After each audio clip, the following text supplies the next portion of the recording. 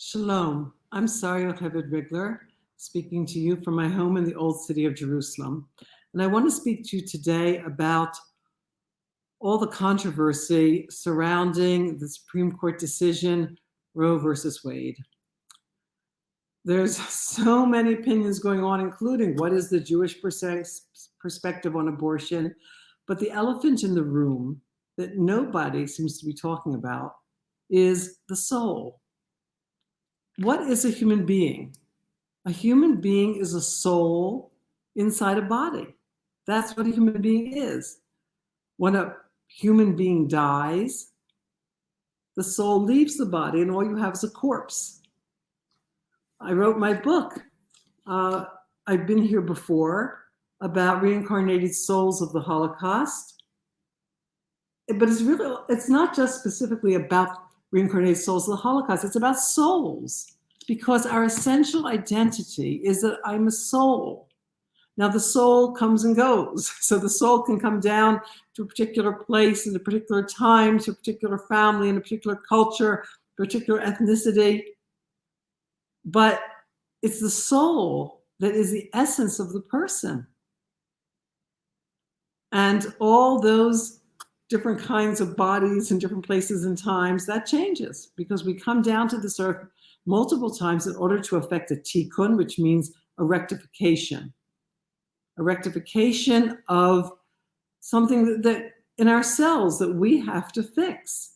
And we also have a mission, and that mission can be very wide. It can be on the political scale, about ecology, about social action, correcting the ills of the world. It can be very personal, taking care of a brain-damaged sibling, or fixing something in your neighborhood.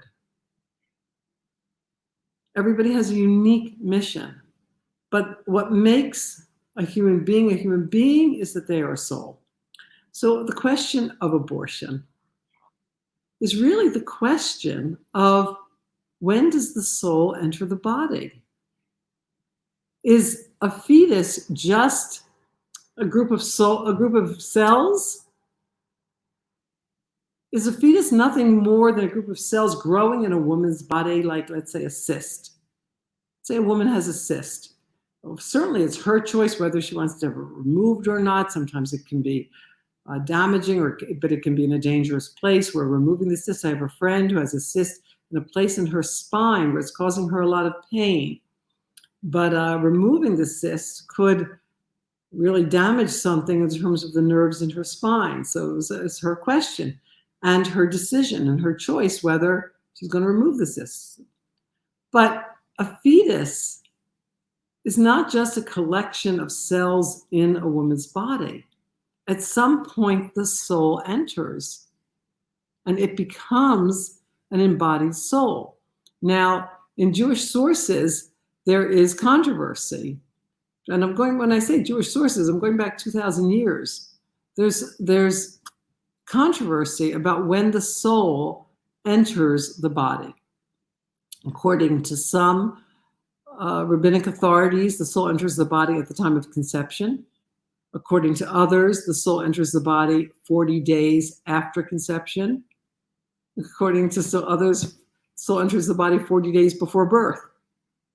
So that's a question that is debatable. When does the soul enter the body?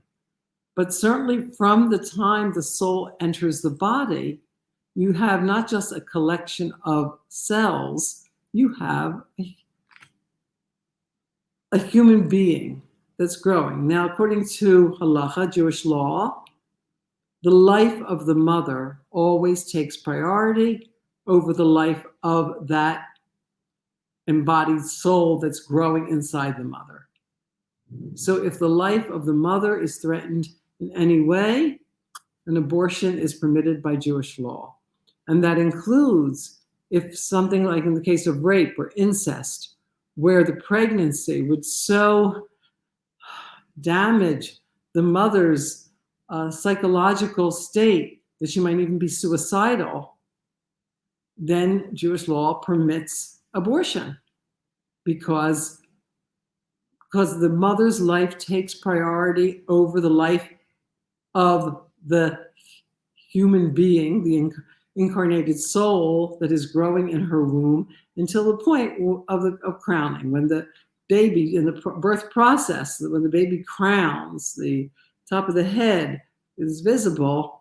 At that point, then the baby has the status equal to the mother, and we don't kill the baby to save the mother, because it's a question of these are complicated halachic issues.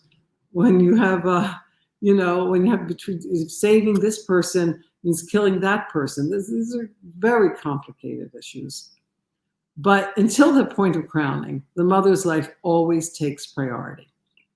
But, and this is the only reason I'm choosing to address this very hot topic today, is because when you lose any consciousness of the soul, what's happening in here, there's a soul in the fetus that is growing in order to become incarnate in this world.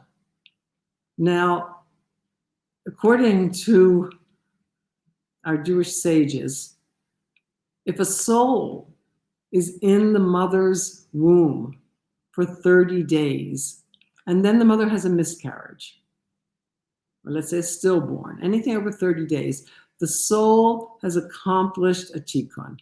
In other words, the soul coming down into the physical world, it's a big deal. It's a very hard journey for the soul to come down from the world of souls to this gross physical world. It takes a lot. And just the coming down and staying in the womb of the mother for 30 days, according to our rabbinic sources, that in itself affects a tikkun. In my book, actually, there's a little section on that. This is my book. I've been here before, When Souls of the Holocaust Return. So it says that, there's a little section that says, mysteriously, Kabbalah, Jewish mysticism, teaches that if a soul descends to this physical world and occupies a fetus in the womb of its mother for a minimum of 30 days, then that soul has accomplished a tikkun. The esoteric concept is that for some exalted souls, merely descending from the spiritual realms to the physical world is in itself so difficult that it may constitute a sufficient tikkun, rectification, for those who have nothing else to rectify. For many religious Jewish women, this mystical concept is a real consolation for them when they have a stillborn baby or a miscarriage. Dr. Naomi Greenwald, PhD, wrote her doctoral dissertation on the topic of how Orthodox Jewish women experience the loss of a stillborn baby. And she goes on to say how she interviewed them. She wrote a whole PhD on it, because these Orthodox women saw that there's something happening when they're pregnant, that there's a soul that has come to them. Now, they have not chosen to abort this baby, but there are miscarriages, there are stillborns, there are babies that die in utero. And when that happens, how do they respond to it? So Dr. Greenwald discovered that, she says, the mothers I interviewed perceived their baby as a holy soul that required a brief sojourn into this world in order to obtain a tikkun for some small wrongdoing from a past lifetime. Despite the pain of the experience, they saw themselves as fortunate in having been able to serve as the conduit for the soul's completion of its mission through the pregnancy. And this made the experience meaningful rather than a senseless tragedy. So this, of course, is very different than abortion. These are not women who choose to end their pregnancy, but just the awareness of the soul. I don't see why it's not somewhere in this whole debate that's going on about Roe versus Wade. There's a soul. The soul comes down into the fetus. I'm not saying exactly when, because there's, as I said, a controversy about exactly when, but at some point in the pregnancy, there's a soul there in the mother's womb. And that soul, you have to be cognizant of that soul. It's not just a collection of cells. There's a soul here. And when you end the pregnancy, you are sending away this soul and its opportunity to do whatever it was came down into this world to do. Again, the mother's life takes priority. But you have to also be cognizant of the soul of the fetus that's growing in the mother's womb. In general, the lack of consciousness of the soul is behind so many of our interpersonal problems. We don't see ourselves as a soul, and therefore we don't have proper respect and regard for ourselves. You know, people who don't honor themselves, it's because of a lack of awareness of their soul. People think, oh, you know, well, I have to have self-respect, I have to have accomplishments, I have to have done something, I have to have, you know, I have to be like, no, you're a soul. No matter what you have or have not accomplished in your life, you are a soul. That means that you are an emanation of the divine, because that's what a soul is. Souls are connected to God, like the sunbeam is connected to the sun. The sunbeam is not the sun. It's nowhere near as big or as hot as the sun, nowhere near. But on the other hand, the sunbeam is nothing other than the sun. So that's how we're connected to God. We are created by God, we are connected to God, and we are beloved by God. Those are the three things everybody has to know about themselves. And when you know that about yourself, you have self-respect. You see yourself as a being of importance, and you honor yourself. And when you see that about another person, whether it's your spouse or your child or your employer or your employee or your neighbor or your obnoxious neighbor who makes too much noise and leaves trash or whatever it is, and you see that their essential identity is that they are a soul who is wearing a body, and that body has a personality and has its quirks and has its flaws, but essentially there's always a soul there. Then you relate to other people also with a certain respect that is absolutely essential. There's a story in the Talmud that tells of a great rabbi who was sick, and his disciples came to visit him, and they said, teach us the way that we can get to heaven, to Olam Haba, the next world. And the rabbi answered, treat your peers with respect. And they were like, what? That's the deepest wisdom you could offer us at a time like this when you're dying? Treat our peers with respect?